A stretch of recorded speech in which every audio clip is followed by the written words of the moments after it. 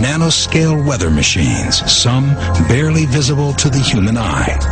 Keeping track of troops in Iraq, the military is already using some type of GPS on some soldiers, but what more can be done? CNN's Brian Todd takes a look in this week's Tech Effect. A relentless search for 2 missing American soldiers in Iraq. Could tracking devices placed on their bodies have helped to find them faster? That kind of technology does exist. Obviously, it's not down to fine microchips at this point, but it does exist and is used in this theater by certain forces when they're conducting the specialized type missions. Even without definitive proof, cloud seeding continues to be practiced in over 34 countries worldwide. But silver iodide and dry ice nuclei are Stone Age technologies compared to today's higher-tech particle payloads. The most amazing of these belong to a family of weather mod devices that are so small you might not see one, even if it was floating in your eye. Ranging from the ultra-tiny to the nearly invisible, these are the revolutionary micro-machines that will be the workhorses of any world weather control system.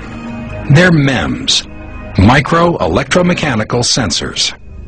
There are approximately 2,000 weather balloons launched globally, worldwide, every day.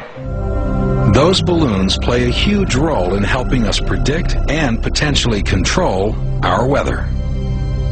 But what if we could launch 10,000 weather balloons a day, or 10 million? That's exactly the theory behind GEMS. GEMS are global environmental MEMS sensors, a concept that we have come up with that deals with a massive wireless network of airborne probes. The idea is to release 10,000 or more of these dust-sized probes every day from airplanes, stratospheric platforms, or satellites. Like weather balloons, the probes would monitor weather information over every kilometer of the Earth's surface at a resolution that is today unheard of. We envisioned that the GEMS probe itself would have a bio-inspired design, something like a maple seed or a dandelion seed that actually incorporates the constructs of nature to achieve aerodynamics and buoyancy. With an ongoing stream of millions of measurements, the accuracy of our picture of the atmosphere could improve 1,000 times over. There's every reason to be optimistic that simply having more measurements of the atmosphere will lead to improved forecasts. It's also possible that the GEMS themselves could be made to play an active role in cloud dynamics. In effect, cloud seeding with 1 million microscopic computers. We could potentially use these very small devices either as cloud condensation nuclei to seed clouds the way that current weather modification is done, or potentially something even more futuristic would be to actually have the devices be active, where they could introduce some perturbation into parts of the atmosphere to actually modify the weather. But if GEMS are heavier than air, what will happen when these millions of probes finally fall to Earth? When the GEMS probes land on the surface, either in the water or on the land, they would continue potentially to provide surface observations. But what about the ones that end up on your picnic table or in your hair? At the sizes we're talking about, if you actually inhaled one or got one in your mouth or one in your eye, it would probably be no different than, say, a speck of dust or a particular particle in the atmosphere that you would get in. You'd probably sneeze it out or cough it up. Useful as nanotechnology will be to weather observation and prediction, there's no question that it will also play a significant role in military weather operations.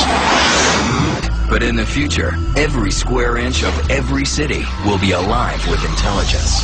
Because every street and every building will have a network of microcomputers built right into them. Dr. Chris Piester calls it smart dust. A smart dust particle or mote is a wireless sensor with sensing, computation, communication, and power in one package. These all-in-one microcomputers will be small, very small. The size of a mote today is about the size of a grain of rice. And we've shown that we can make the circuitry small enough and light enough that eventually it will be possible to make things that are on a sub-millimeter size scale. Tiny specks of computer smart dust will form a vast invisible network that can help manage the infrastructure of even the largest city. Smart cities in the future will take this low power, inexpensive, small technology and basically distribute it everywhere. These tiny computers record information about their surroundings, information they can send to other computers So it's or got to to you. have come then from the environment. Now, we know of one case for sure where the chemtrail fibers were found and you could maybe put it together. I knew there was a connection. I knew there was a And also Lily. And Lily, okay. But there are chemtrails everywhere all the time. Correct, and they could have other chemicals in it. But one key that what I'm calling the smart dust, where smart dust is a very, very small particle at nano size that has a specific function. This looks like, if you look at certain times of the day and you see dust, but it's not dust, it's like an iridescent glitter. Very specifically different than regular household dust. Yeah. And this would be in areas where... We have seen that. You know, Doctor, I got one of those 10 million watt spotlights. You go out at night and point it up to the sky, and you can't believe what's floating in the air. I mean, it's really disgusting. Right, and if you're seeing this iridescence, which looks like just like glitter, that is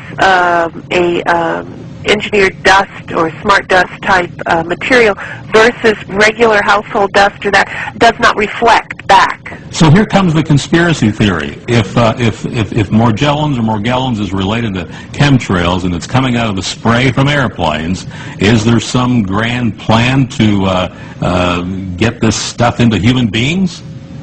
Well, I don't know if it was a plan or anything, but I will say that all of us have been exposed, all animals, all life forms on this planet.